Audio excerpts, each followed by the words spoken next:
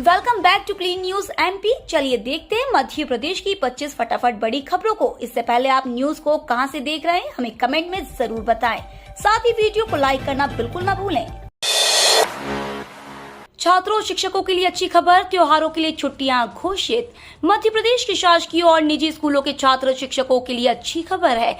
Madhya Pradesh school शिक्षा विभाग ने दशहरे और दिवाली की छुट्टियां घोषित कर दी हैं। विभाग के आदेश के तहत अक्टूबर में छात्रों को कुल 10 दिन की छुट्टी मिलेगी।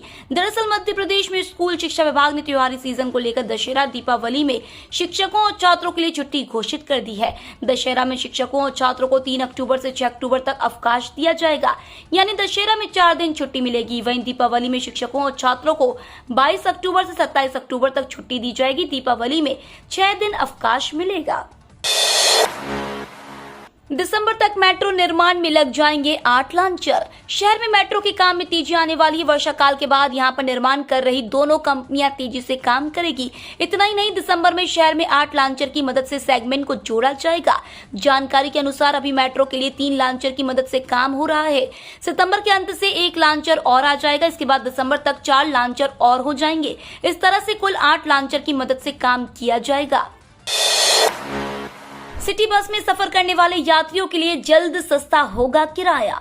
भोपाल शहर से हाल ही में एक बहुत अच्छी खबर उन लोगों के लिए आई है जो बस में आए दिन सफर करते हैं। जी हां, बताया जा रहा है कि अब सिटी बस का सफर और भी आसान हो जाएगा, क्योंकि आज से भोपाल शहर में नई 40 बसों का संचालन शुरू हो रहा है। इस वजह से सिटी बस का किराया तो सस्ता होगा ही, साथ ही बसों में सफर करना भी आसान होगा।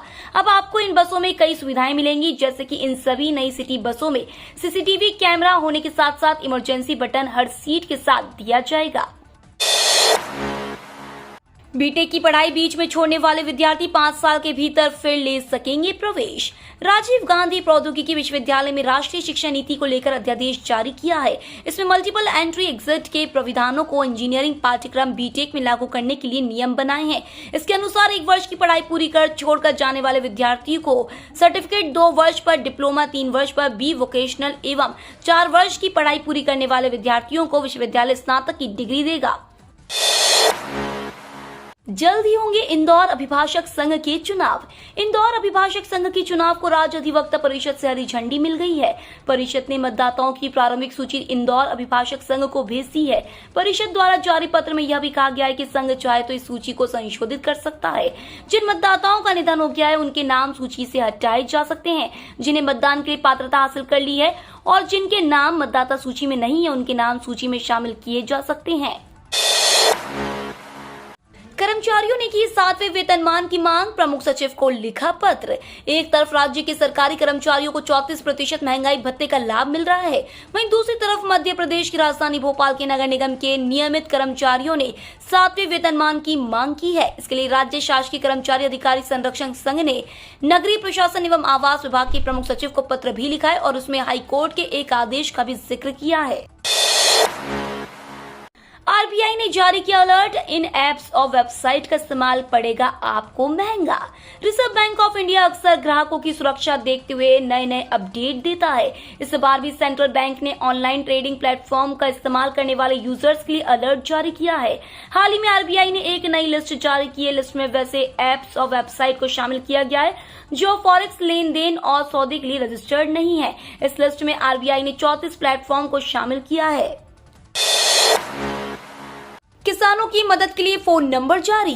धान की फसल में कीड़ा या कोई रोग दिखाई देने पर किसान भाई विकास खंड स्तर पर वरिष्ठ कृषि विकास अधिकारी व मैदानी कृषि विस्तार अधिकारी से संपर्क स्थापित कर इस पर नियंत्रण के लिए सलाह ले सकते हैं। प्रशासन ने किसानों की मदद के लिए अधिकारियों के नाम और मोबाइल नंबर जारी किए हैं। खरीफ के मौसम में धान की फसल ग्वालियर जिले की एक प्रमुख फसल है। धान की फसल पर कीड़ा लगने और विभिन्न रोगों के आक्रमण की संभावना रहती है। युवाओं में बढ़ा दिल का मर्ज, डॉक्टरों ने कहा धूम्रपान से करें परहेज।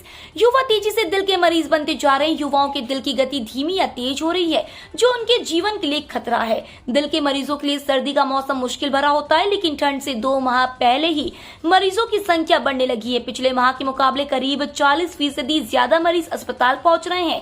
खास यह कि इसमें बुजुर्गों के साथ ही 30 से 35 साल के युवाओं की संख्या भी करीब 20% के आसपास है। आरक्षित कोटि की महिला यदि मेधावी है तो वह सामान्य सीट पाने की हकदार। मध्य प्रदेश हाईकोर्ट की ग्वालियर खंडपीठ की एकल पीठ ने महिला आरक्षण को लेकर एक अहम आदेश दिया है।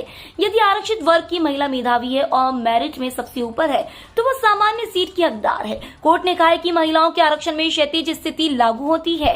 हाईकोर्ट ने कहा कृषि विश्वविद्यालय ने उपयंत्री की भर्ती में कोई गलती नहीं की है। सामान्य कोई कोटा नहीं है, यह किसी वर्ग के लिए आरक्षित नहीं है। इस श्रेणी में कोई भी शामिल हो सकता है। गरीबों के पूर्वज और अज्ञात मृतकों का भी होगा तर्पण और श्राद्ध। मध्य प्रदेश के विदिशा शहर के समाज सेवियों का एक समूह पितृपक्ष में अनोखी पहल करने जा रहा है।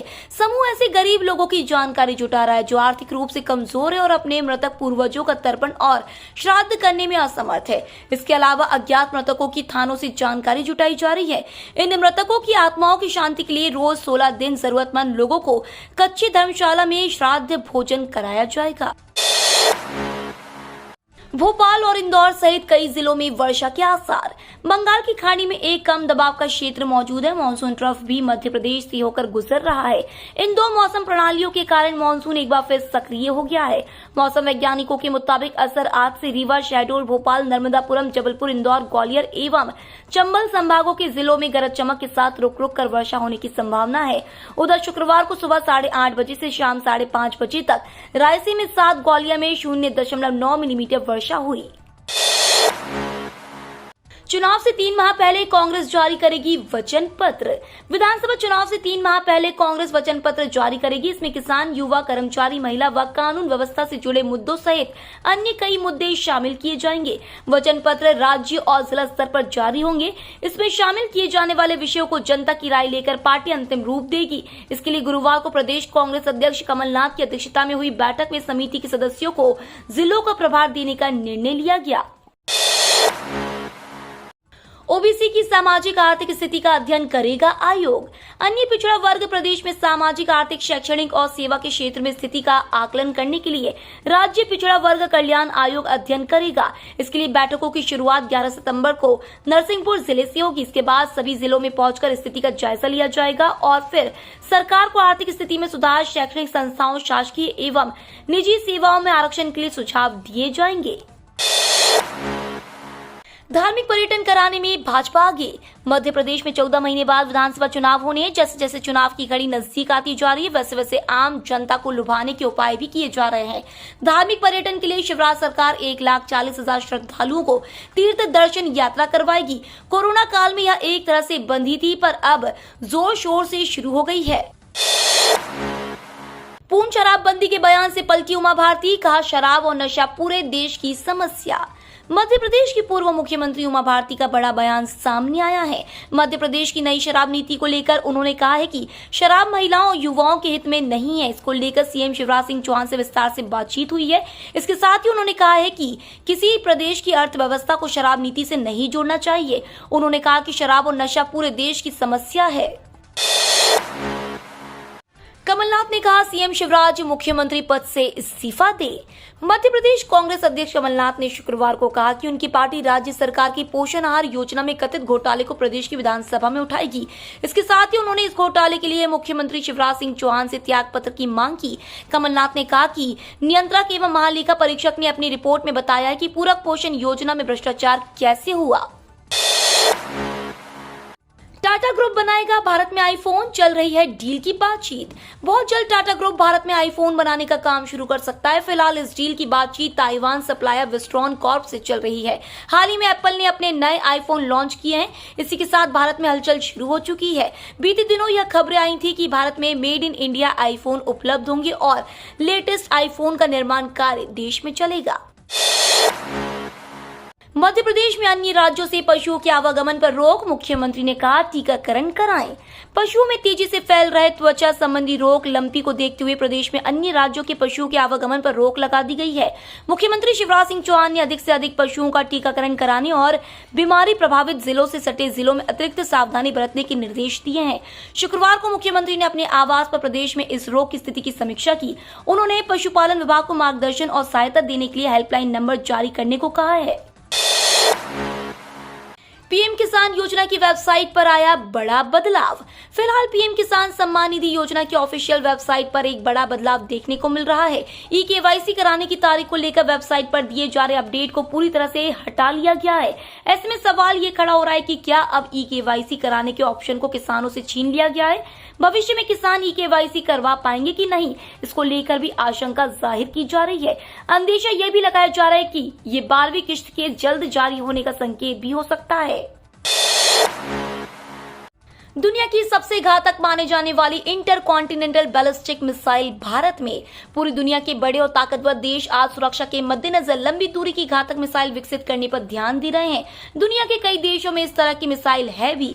इन्हें इंटरकॉन्टिनेंटल बैलिस्टिक मिसाइल के नाम से जाना जाता है। इन मिसाइलों की रेंज दूसरे देश की सीमा के अंदर तक होती है। इनकी स्पीड, इनकी मारक क्षमता, दुश्मन से बचने की तकनीक, परमाणु हथियार ले जाने की क्षमता, किसी जगह तैनात करने की खासियत ही इन्हें इतना खास बनाती है कि आज ये दुनिया के कई देशों की सबसे पसंदीदा हथियार है। बिजली कंपनियों की गलती को एक नहीं 25 दिन भुगत रहे उपभोक्ता। बिजली बिलों में गड़बड़ी करने वाली बिजली वितरण कंपनियां अब उनमें सुधार कराने के लिए उपभोक्ताओं से चक्कर लगवा रही है।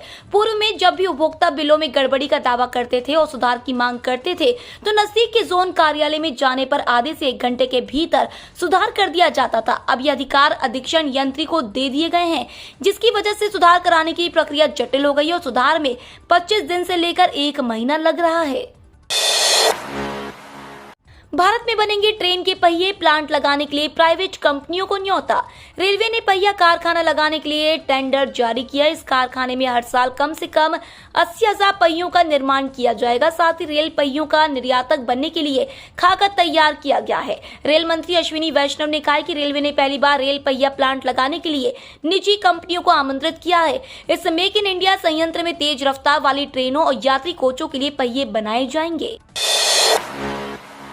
पेंशन धारकों के लिए ताजा अपडेट, सत्यापन की प्रक्रिया जारी, खाते में आएगी 12 महीने की पेंशन। राष्ट्रीय वृद्धावस्था पेंशन योजना के पेंशनरों के लिए ताजा अपडेट है। समाज कल्याण विभाग ने योजना का लाभ लेने वाले लाभार्थियों के आधार सत्यापन की प्रक्रिया को जल्द पूरा करने के लिए अभियान शुरू किया है। इसके तहत अब तक 42 लाख पेंशनरों का सत्यापन हो चुका है और 14 लाख होना अभी बाकी है। यह प्रक्रिया पूरी होते ही उनके खाते में 12 महीने की पेंशन राशि जारी कर दी जाएगी। मध्य प्रदेश के उपभोक्ताओं के नहीं बढ़ेंगे बिजली के दाम। मध्य प्रदेश की बिजली उपभोक्ताओं के लिए एक बड़ी राहत भरी खबर है। बिजली के दाम नहीं बढ़ेंगे। प्रदेश के उपभोक्ताओं को अब महंगी बिजली नहीं खरीदनी पड़ेगी। इसकी वजह यह बताई जा रही है कि चूंकि बिजली कंपनियों ने विदेशी कोयला नहीं खरीदा है, इस वजह से अब बिजली के दाम नहीं बढ़ेंगे। जबलपुर पहुंचे ऊर्जा विभाग के प्रमुख सचिव संजय दुबे ने ये राहत भरी खबर दी।